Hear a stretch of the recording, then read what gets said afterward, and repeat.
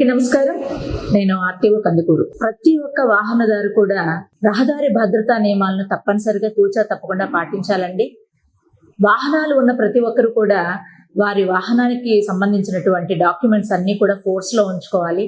అంటే FC చేయించుకోవాలంటే fitness certificate అనేది perfect గా ఉండాలి. ఇన్సూరెన్స్ తప్పనిసరిగా చేయించుకోవాలి.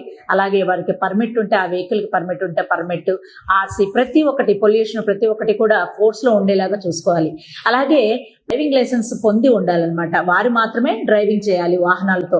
ఎప్పుడు కూడా డ్రైవింగ్ లైసెన్స్ లేకుండా రహదారి మీద వచ్చి ఆ తర్వాత ప్రమాదం జరిగితే ఎవరికి నష్టం చెప్పండి? సో ప్రతి ఒక్కరు కూడా రహదారి భద్రతా నియమాలను పాటిస్తూ, అలాగే వారికి సంబంధించినటువంటి ఆ డాక్యుమెంట్స్ అన్ని కూడా పర్ఫెక్ట్ గా పెట్టుకుంటూ, అలాగే డ్రైవింగ్ లైసెన్స్ కూడా తప్పనిసరిగా తీసుకొని, అండర్ ఏజ్ గ్రూప్ వాళ్ళు గనక ఎప్పుడైనా సరే రహదారిలో వారి వాహనాలు గనక నడపడం నేను కనుక చూసినట్లయితే మాత్రం అది చాలా పెద్ద నేరం అండి.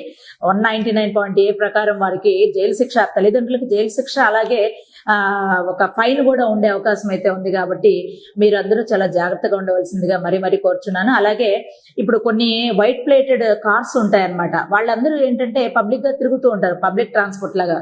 వాళ్ళు తప్పనిసరిగా పబ్లిక్ ట్రాన్స్పోర్ట్ గా చేసుకున్న తర్వాత మాత్రమే పబ్లిక్ గా తిరగాలి. సో ఇలాంటి వైట్ ప్లేట్ బోర్డ్స్ యూజ్ చేసుకుంటూ పబ్లిక్ గా తిరగడం అనేది నేరము. సో తప్పనిసరిగా ఈ రహదారి భద్రతలను, అలాగే నేను చేసిన ఈ సూచనలన్నీ కూడా ప్రతి ఒక్క వాహనదారు కూడా తప్పనిసరిగా పాటిస్తారని మనస్ఫూర్తిగా కోరుకుంటున్నాను.